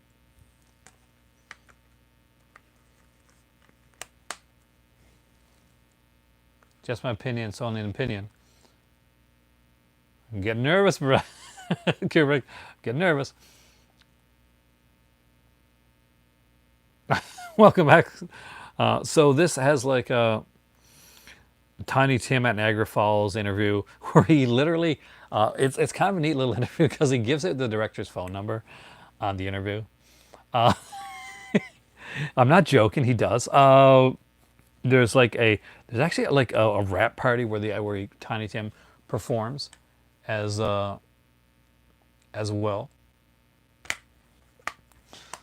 But yeah, I actually really dug this one. Kubrick Lover's not a fan. I can't remember, Brian, how much you were a fan of this one when we watched it, but this was really fun. Peter Krause is in this movie. It's insane that Peter Krause is in it. Peter Krause and Tiny Tim did a movie together. Just think about that for a second. Peter Krause and Tiny Tim actually did a movie together, and it's okay. And it's and the neat thing about it is there's a girl and she goes home. The plot of the film, I'm sure you guys have seen this, but there's this killer, and he's constantly like chloroforming her. Like, yeah, I'm thinking at the movie, I'm watching the film, like the girl's got to have brain damage at some point because she's getting chloroformed all the time by this mysterious killer. But yeah, it was hilarious. Anyway, it was fun, and I put it out there like the reason I thought Tiny Tim did an amazing job in the film. I just thought he was so good in the role of Marvelous Mervo, and it kind of broke my heart. And I actually explained at the time why that role broke my heart and why it was one of those.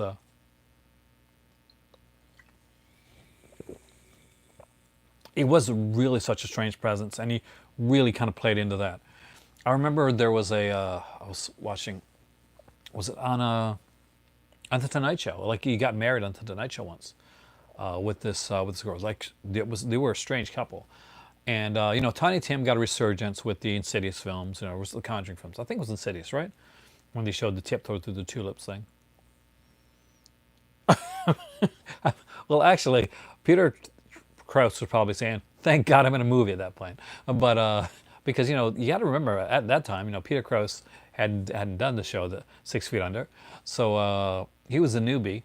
But Tiny Tim was like, even at that point, was like was a legend. Like it was definitely an oddity. But you know, tiptoe through the tulips, you know, the stuff that he did, he was, you know, he was well known. He was well marketed, and he really was like an odd person in real life.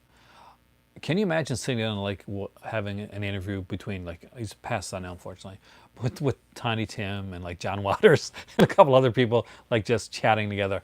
It would be so good.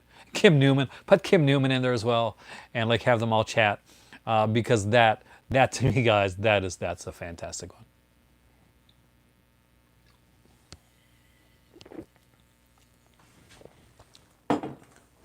For the younger portion of this audience, Tiny Tim was a singer that was very eccentric. He played the ukulele. And if you've seen the Insidious film, then you've heard the song Tiptoe Through the Tulips played kind of menacingly as we see the ghost like in the film. And that is Tiny Tim. That's gonna give you, it's a fantasy panel. Think about that as you guys go to sleep tonight. Anyway, there we go, guys. Indicator and 88 films. We'll leave it there for tonight. I got some classic stuff that I had planned for, but I'm going to leave that for my next video, and I'm going to add some more stuff into it because I really want to mix it up a bit. So we do have another collection video coming up. I do have some stuff hopefully coming this week as well. So next week could be a decent week for a couple unboxings. Yes, you're going to have to go through more geeky stuff because I do have another the Katsu thing coming, and it's not Ultraman. It's but I will just say I have to.